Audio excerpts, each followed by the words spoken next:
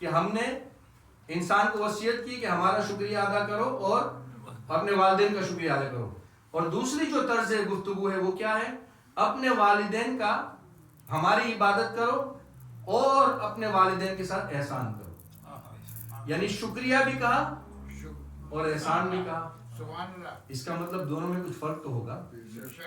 یعنی زیادہ تر آپ حضرات نے جو مجلسیں سنی ہوں گی والدین کی اصالہ ثواب کی مناسبت سے، اس میں زیادہ تر ذکر احسان کا ہوتا ہے.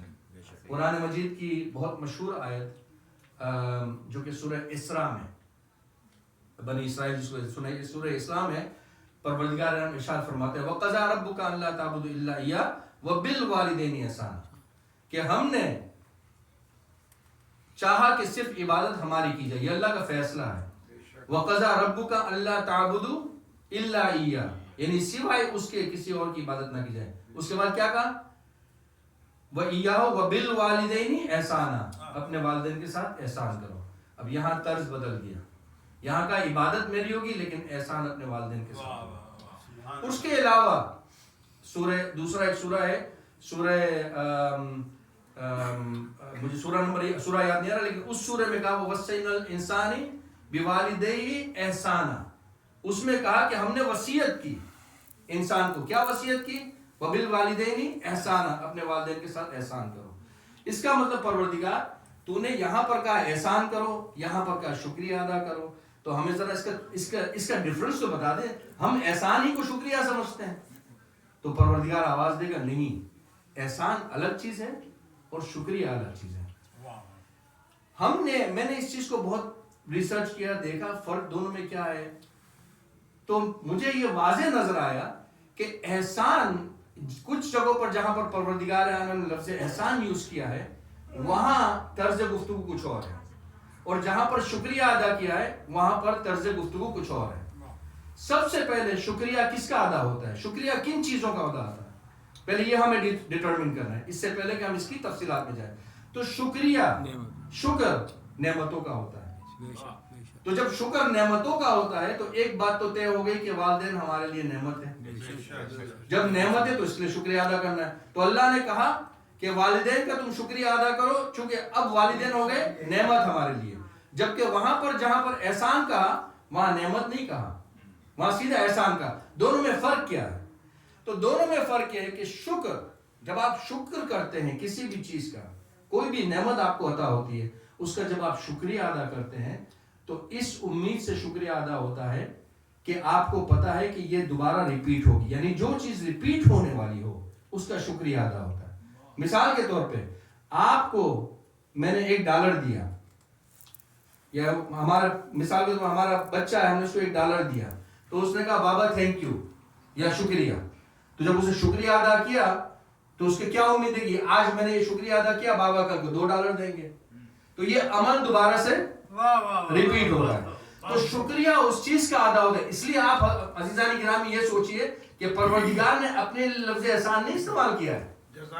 پورے قرآن میں آپ دیکھیے پروردگار نے کہا کہ اپنے رب کے ساتھ احسان کرو، کیونکہ احسان کس کے ساتھ کیا جاتا ہے؟ کہ جو مخلوق ہے اس کے ساتھ احسان کیا جاتا ہے، رب کے ساتھ تو احسان نہیں ہوتا. تو رب نے کہا میرا شکریہ ادا کرو، اپنے والدین کا احسان کرو اور ان کا شکریہ ادا کرو. تو شکریہ انہی چیز کا ادا ہوتا ہے جس سے امید ہوتی ہے کہ دوبارہ ملنے والا ہے. نعمت میں اضافے. جب شکریہ کا آپ کو اندازہ، شکریہ کے بارے میں آپ کو اندازہ ہو گیا کہ شکریہ سے مراد آپ جس چیز کی، جس نعمت کا شکریہ ادا کریں گے وہ ملے گا، تو اس کا مطلب یہ ہے کہ یہ ہمیشہ رہنے والی چیز ہے. اب آئیے احسان کس کو کہتے ہیں؟ درود بھیجئے محمد والے.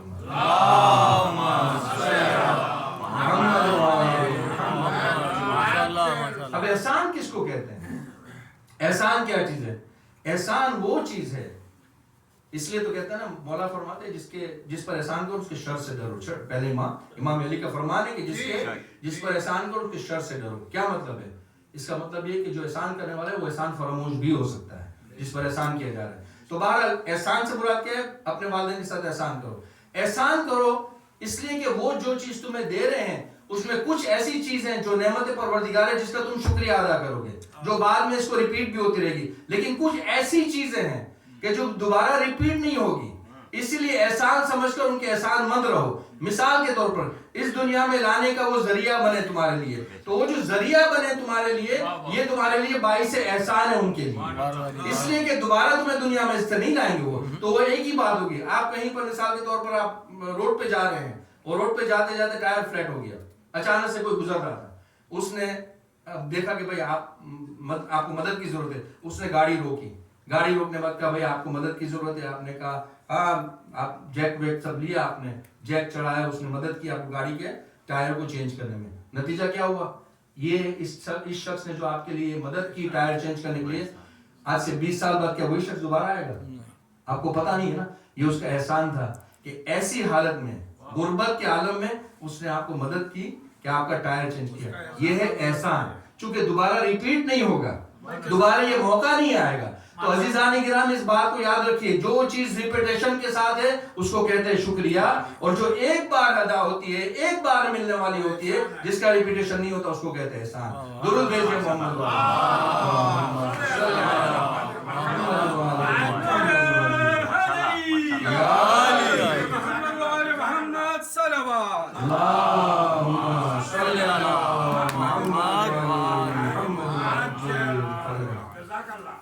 تو اب پروردگار عالم تو نے شکریہ قرآن میں کہہ دیا کہ ہم اس کا شکر ادا کریں. اب شکر کے بہت سارے پہلو ہیں. انسان پروردگار عالم نے جو ماں باپ کو جو درجہ عطا کیا ہے ہم سب کے لیے, وہ درجہ بہت ہی ہمیں ایک طرح سے سینسیٹیو درجہ عطا کیا ہے ہم کو ان کے لیے. وہ سینسیٹیونیس کیا ہے کہ ان کی ناراضگی اور ان کی خوشی کا ہمیشہ خیال رہے ہمیں, کہ ان کی ناراضگی نہ ہونے پائے. وہ قرآن کی آیت جس کی میں نے تلاوت کی تھی سورہ اسراء کی, وَقَضَىٰ رَبُّكَ أَلَّا تَعْبُدُوا إِلَّا اللَّهَ, اس میں بہت سخت الفاظ پروردگار عالم نے استعمال کیے. وَقَضَىٰ رَبُّكَ أَلَّا تَعْبُدُوا إِلَّا إِيَّاهُ وَبِالْوَالِدَيْنِ إِحْسَانًا. اس کے بعد کہا کہ اپنے والدین کو اگر وہ یا دونوں, اس میں سے ایک یا دونوں, اگر تم سے زیادتی بھی کرے تب بھی ان کے سامنے اف تک نہ کہنا. یہ قرآن نے یہ تعلیمات ہم کو دیے تعلیمات, ان تعلیمات کو ہمیں امپلیمنٹ کرنا ہے اپنی زندگی میں. درود بھیجئے محمد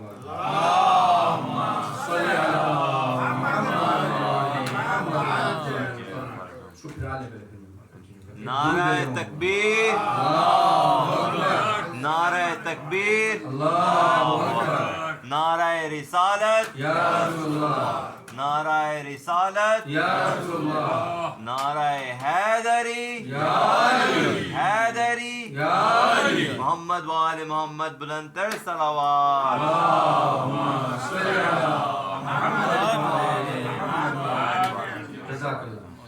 تو جس میں ہمیں حکم ہے کہ اف تک نہ کریں. اف سے مراد کیا ہے؟ یعنی اف سے مراد یہ نہیں کہ لفظ اف الف اور فے لفظ اف استعمال کیا جائے, اس سے یہ مراد نہیں ہے یہاں پر. یعنی زبان سے آپ نے اف کہا, وہ کیا اس بات کا انتظار کریں گے کہ زبان سے آپ اف کہیں تب جا کے آپ سزا کے مستحق ہوں گے؟ نہیں. اف سے مراد یہ ہے کہ آپ کی پیشانی پر بل بھی نہیں آنا چاہیے جس سے یہ ظاہر ہو کہ آپ ان کی بات سے آپ کو پریشانی ہو رہی ہے. اس لیے کہ ماں باپ کا مرتبہ وہ ہے. عزیزان گرامی, کہ آپ یہ سوچئے کہ پیغمبر اسلام احمد مصطفیٰ محمد مصطفیٰ صلی اللہ علیہ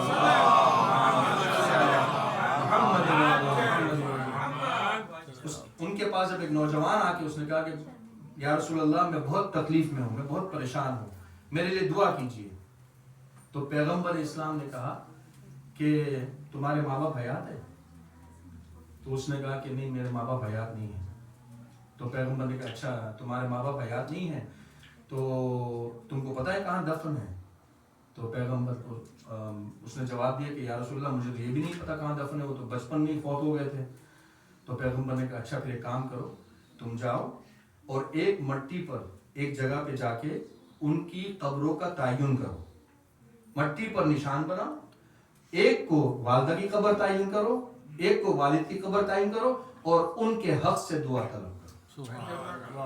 عزیزانی گرامی, جو مرتبہ پروردگار عالم نے معصومین کو دیا ہے کہ جن کی توسل اور توسط سے ہم دعائیں کریں استجابت تک پہنچنے کے لیے, وہی درجہ یعنی میں رغبت کی بات کر رہا ہوں اور میں وسیلے کی بات کر رہا ہوں, وہی وسیلے کا درجہ ہمارے والدین کو عطا ہوا ہے کہ ان کے ذریعے سے دعا کرو. آپ حضرات اس کو آزما کر دیکھ لیجئے, اگر آپ کی زندگی میں کوئی بھی پریشانی ہے, رزق کی بھی اگر پریشانی ہے, اور اگر آپ نے والدین سے, جس کے والدین حیات ہے وہ تو شکر کریں. یہ ان کو اللہ نے یہ نعمت دی ہے کہ اس بزرگی میں اگر کسی کو والدین بزرگی میں عطا ہو جائے, اس نے جنت کما لی. جنت کمانے کا بہت بڑا ایک ٹول ہے یہ کہ آپ نے والدین کو پایا بزرگی میں, ان کی خدمت کی. تو بزرگی میں والدین کی خدمت کر کے انسان جنت حاصل کر سکتا ہے. تو جن کو بزرگ والدین ملتے ہیں, ایک میں آپ کو ایک واقعہ, ایک مختصر سا واقعہ بتاؤں, پھر اس کے بعد اپنی مضمون کو کنٹینیو رکھوں. ایک روزمرہ کا ایک واقعہ ہے کہ ایک بچہ اپنے وہاں بیڈ روم میں کھڑکی کے سامنے ایک کوا بیٹھا ہوا تھا. تو اس بچے نے اپنے والد سے کہا کہ بابا کوا. تو بابا نے کہا کہ ہاں بیٹا کوا. محمد وآل محمد بلند صلوات.